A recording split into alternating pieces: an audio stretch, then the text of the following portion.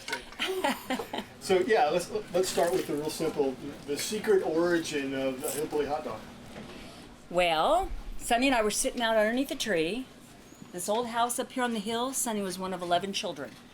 And we were sitting out under the tree, and I said, honey, why don't you just plow that land over there and build me a weenie stand?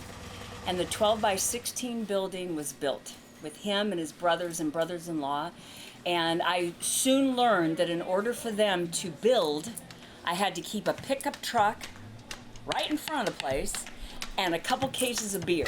And then they just worked till the sun was coming up the next day. It's nonstop. But if you took away the truck or you took away the beer, nobody worked. Everybody was standing around going, what do you do?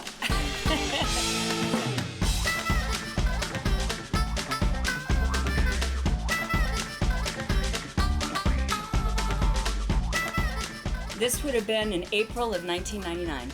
We opened September 6th of 99 and closed 3 days later and got married. You know, we had people stop in and say, you need to stay here, be here for all the Marshall games because of traffic going back and forth, so we would stay late. We would open early. We played a lot of Yahtzee. It was crazy. And then we opened in September, so we went right into winter, and so it was very difficult. So you mentioned like as a dream, so you had wanted this for a while? No, actually, Sonny did. Sonny, his parents had a hot dog stand up in Green Bottom, just up the road, in the 50s. And he loved it that his parents did this together and that, people could dance and, just fun stuff in the 50s. And he loved that. And he loves hot dogs. He'll never go over 5 miles without stopping for a hot dog. I don't care who you are. He was going to eat your hot dog. I mean, that's just the way he was. And so he wanted that. And I said, okay, well, I was a single mom, broke as a joke, coming up with these crazy things for my kids to eat. The taco dog, the egg dog, whatever I had, I would scrap it on there and say, oh, this is it. Tonight we're having gourmet taco dog. Taco? It's a hot dog. And my kids just thought it was phenomenal. So I said, let me try this with you, Sonny, and if you like it, we'll go from there. And he did, and he said, if we can convince people to try something different, we got a winner. Our menu had we had the West Virginia dog, the chili dog, taco dog, my egg dog, and pizza dog. We had 5 dogs on that menu. And we had a dog that cost $2, which was unheard of in 99. Our meat packing guy gave us 3 months. They didn't think we'd make it after 3 months. Someone said you should go to the SBA and see if they'll give you any money. And I went down, talked to the lady, and she said, there's no money for you, to Sonny. And she says, we might be able to do something. What is it you want to do? And I said, well, we're building a little weenie stand on the Route 2. Oh, no. It'll never work. Nope, not out, bye. And I could feel the rod in my back getting hotter as it's coming up to my neck.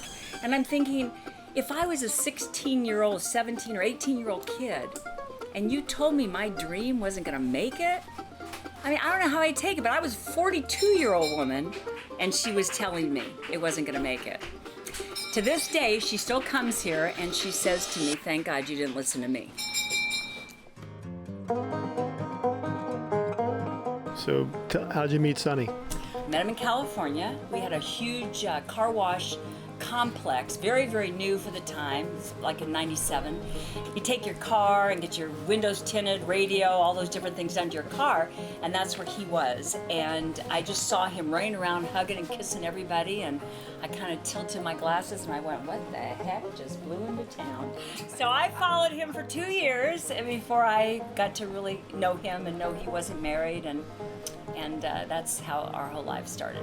Yeah, back then we just had the 12 by 16, and then we'd see people with their trays of food, hot food, going out to their car or wherever they were going to go sit, and we were like, oh no, we got to put something here that people could come in and stay warm or cool.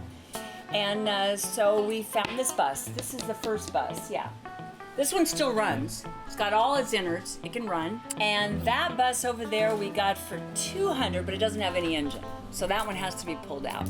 Everything connected here was done by my husband. Everything. Now you have contractors that come in here, and if y'all are contractors, you know.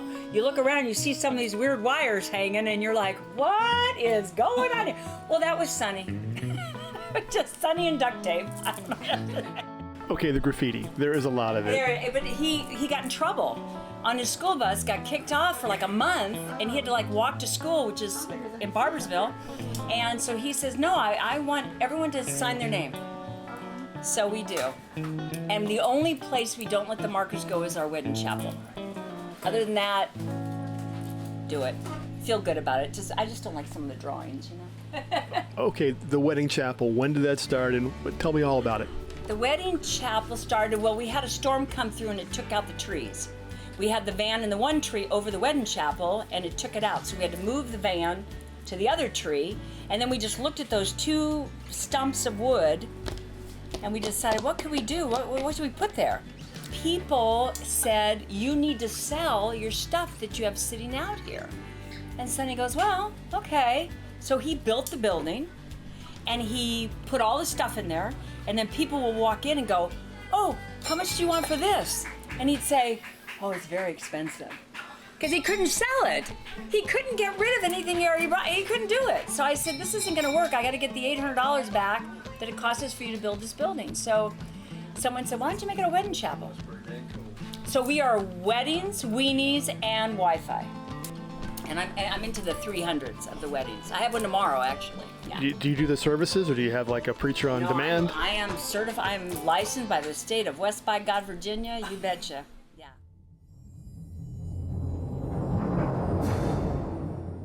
Let's talk about the Homewrecker. The Homewrecker. Homewrecker!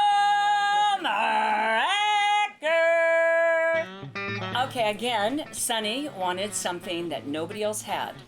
So we went to our food packing company, and he said, you know, a 15-inch all beef, and we want to put all the toppings on it. And Buddy Logan looked at us and said, it's a novelty. No, it's not going to last. And I turned around as Sonny was walking out the door, and I looked at Buddy Logan, and I said, you gave us 3 months. Make the dog for him. Just do it. Just make it. So he came into at that time we had a Huntington location. He came into the store, and he had a frozen prototype, 15 inches long, all beef, threw it down the table. It was frozen, and it just kind of bounced, and my brother was standing there, and he went, now there's a Homewrecker. And right there, we got the name. Exactly that second. We had various people come out to try it, to see what they could do time-wise, because we knew people would want to, as a challenge. I don't particularly like that, but people do. People like challenges. So one guy, David Franke, he had the right last name, huh? He was a student at Marshall, and he did it in 12 minutes. And we knew, okay, we got our set time, because it took him everything he had to do 12 minutes. So now from there, we've gone down to the 2 minutes and 34 seconds, which was just beat the other day by a young man. Now, of course, last year we were hit with the, SS Logan closed down. And so it was a whole thing of, what am I gonna do? I really didn't know what to do. And I turned to a very good friend of mine by the name of Guy Fieri, and I said, I need help. I don't know what to do. I'm lost, totally lost, unless we start making them, but then I'm gonna have another building to do all that. And so he said, I got you. That's all he said, I got you. And the next thing I know, I had chefs from all over calling me, going, give me specs, give me information, give us, do you have any left on hand, which we did. So they had those to look at, go from, and we ended up with Vienna beef, and they've done a phenomenal job. When my husband died, he called. He called me quite a few times just to make sure I was okay. Yeah. His heart. So he's gone, yes? Yes. Okay. Unfortunately, I lost him. It'll be 4 years in July. And I didn't think I could even step foot on the property after he left, because every part of it, even he and I sitting in here and having to clean up some of people's drawings or what have you, I didn't think I could do it. I just, but I had family that came in for his funeral, and they wanted to eat, and so I immediately brought them here and opened the kitchen and started cooking, and that's when I realized, oh yeah, you can do this, because I feel him here, We were crazy in love. We were married for 23 years, and we renewed our vows 34 times in our 23 years. Yeah. Everywhere we went, that man found a preacher. Everywhere. First thing on the agenda. We're gonna get married again, Cher. Are y'all leaving us? All right. I gotta go. I know that feeling. Will you guys be safe out there? Those were really good. Thank you. loved it. Thank you so much. Come back and visit us. We will. This is our first time. Well, but see? It's really nice. And I don't I'll know what bring some perfume you're friends. wearing, but that is nice. Very, very nice. I like it. So a lot of first time and since I've been here, there've been at least Yeah. 2-3 people who said this is the first time. Yeah. It's crazy, and it's really word of mouth. It really truly is. I mean, I think the Food Network, when they came out and filmed us in 2007, put us on the map without question. And now, I mean, when I say map, I mean the world. Because we have friends from Paris that come every year and bring us something, and we always have something, from somebody around the world. And I have people that come here that don't even speak English, but they'll point to whatever they want. And yeah, it's beautiful. It's beautiful. What comes next? I don't know. I just don't know, but I'm open to, I think because my son, his wife, he's got 2 sons, they're little, but the oldest one's 6, and I'm hoping for the next generation. I always want to be, as long as I'm on this earth, I want to be around it, beside it, cuddle it, but I'm ready to let the next generation take on. And my son has been phenomenal, and he was, really highly trained by Sonny, so he still has all that from him, which is beautiful, beautiful. We'll call your name over the intercom. Just meet me. Or just wait around here. I'll have that up for you in a little bit. You know what I gotta do for that. See ya!